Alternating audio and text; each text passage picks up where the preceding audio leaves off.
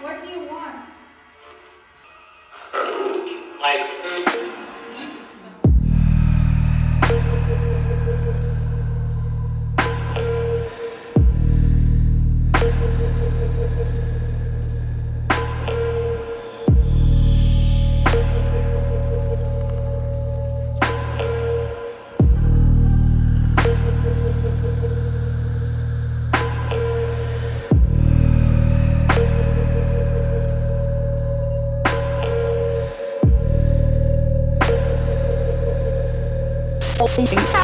Hey, it's Mike from the Paranormal Road Trippers, and I'm here with Ghost Box Guru Bill Hauser. We're going to be doing a little interview, rapid-fire question to him, and we're going to be seeing how a couple of his ghost box work. How you feeling about this, Bill? Excellent, I feel great.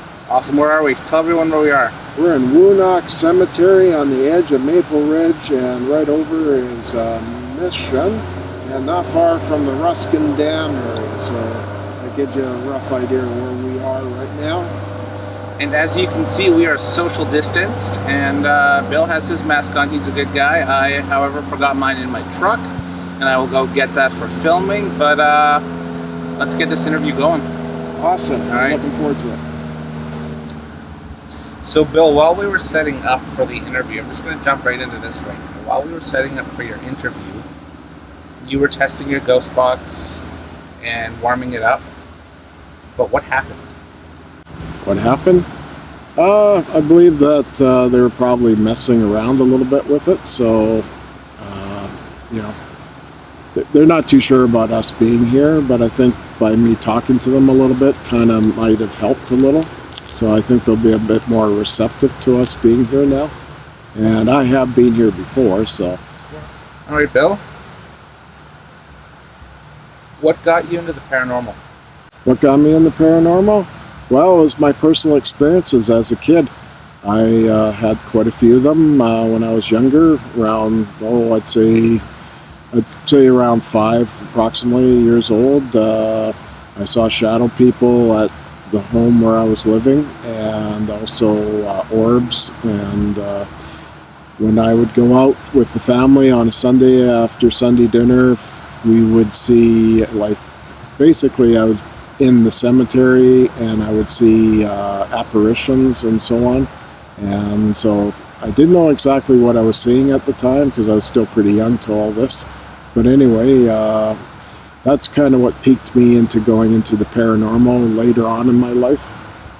When I started doing ghost hunting, I remember in Victoria at Ross Bay Cemetery, I was with some other people, and that's where I had my energy drained, and I was still pretty new at all this stuff. And generally speaking, I was my energy was zapped, and I wasn't protecting myself, and I didn't realize you needed to do that. So the medium kind of smarted me up to that whole concept that you have to protect yourself when you go out on investigations.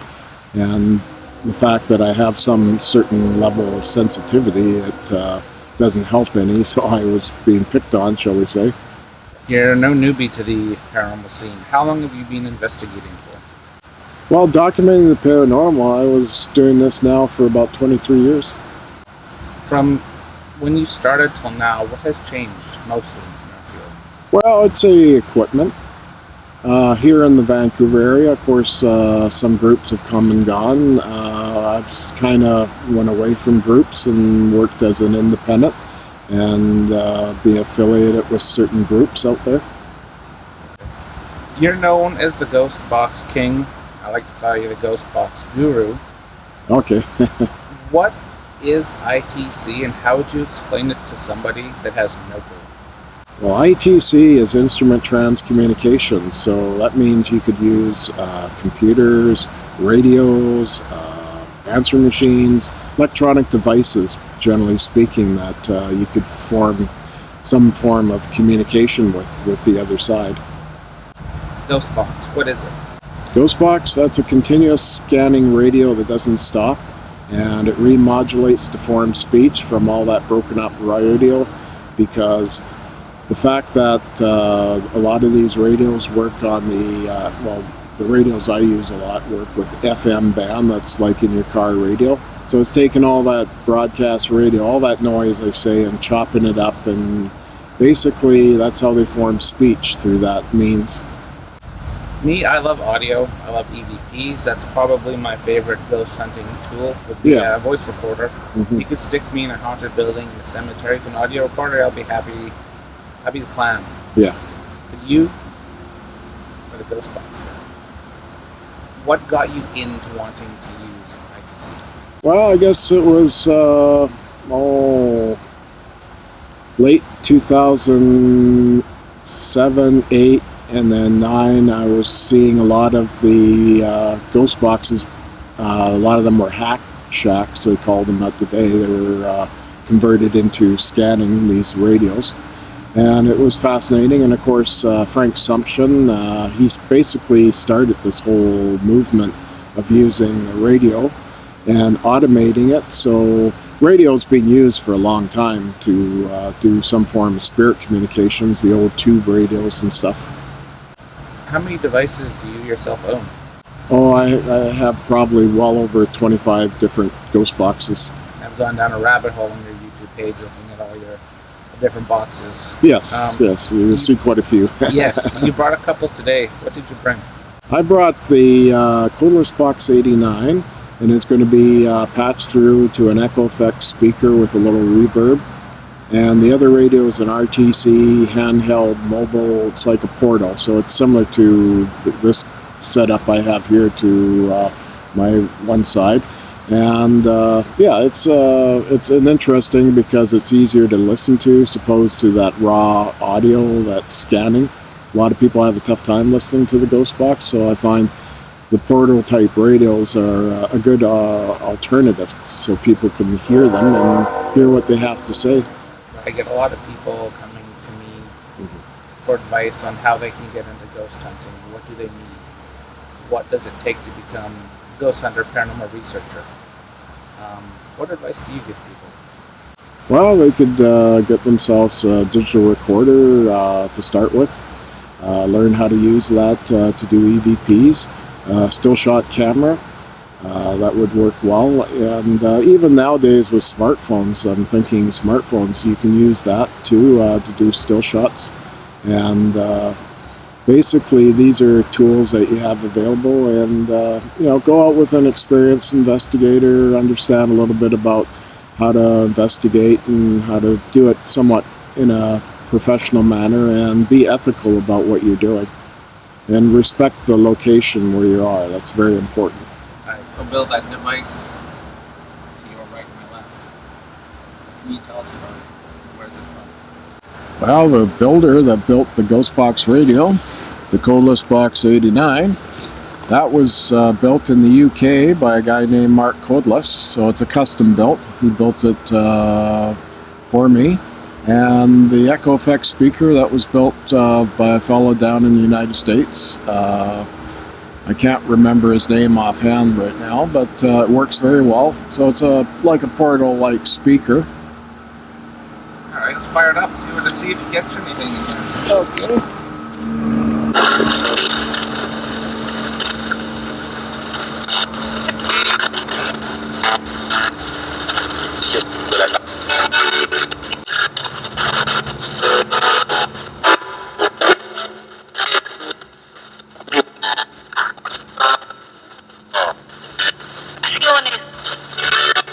Hello. Who would like to talk to us?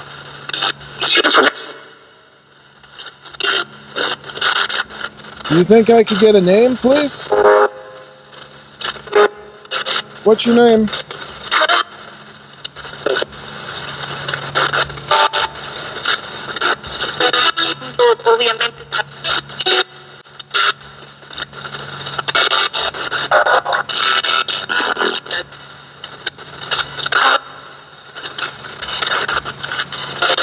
Who would like to talk to us?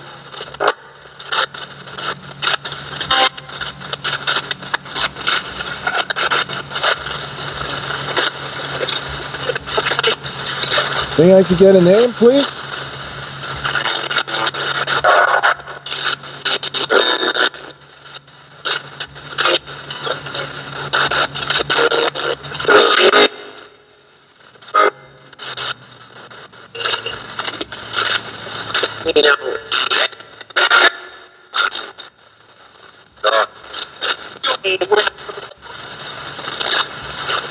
How many active spirits in this cemetery?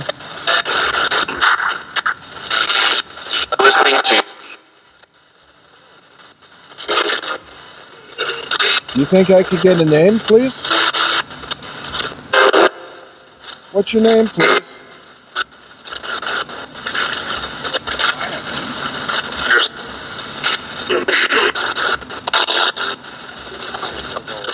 Okay, this is the RTC Ghost Box radio. That's a portal, so it's got the reverb on it. So I'm going to turn it on now, and we're just going to play, and I'm going to communicate. Who would like to talk to me?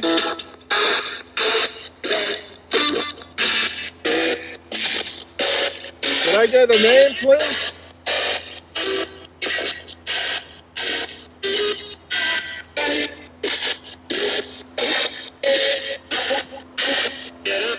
How many active spirits here?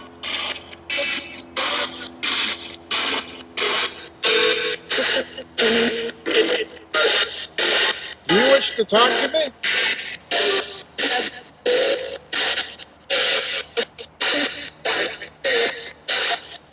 Who else is here?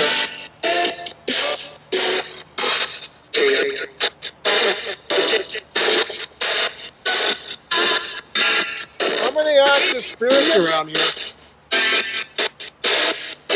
How many active spirits in this cemetery? Can you tell me? I would really like a name from somebody.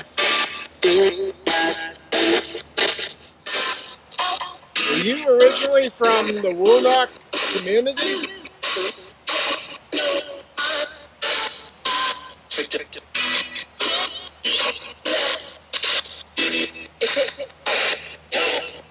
Who else is there?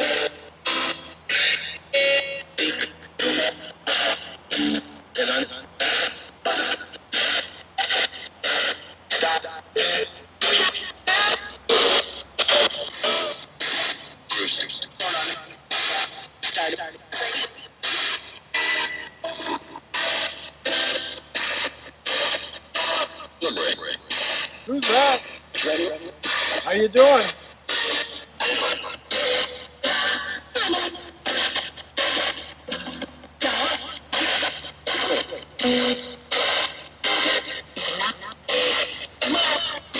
Are you able to see me? If you're here in the cemetery, are you able to see me?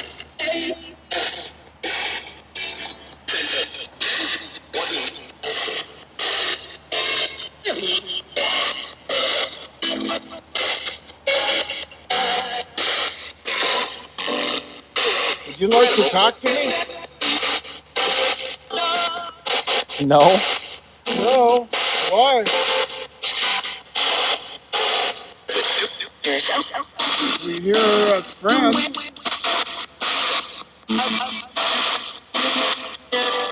You don't have to worry. We come in peace.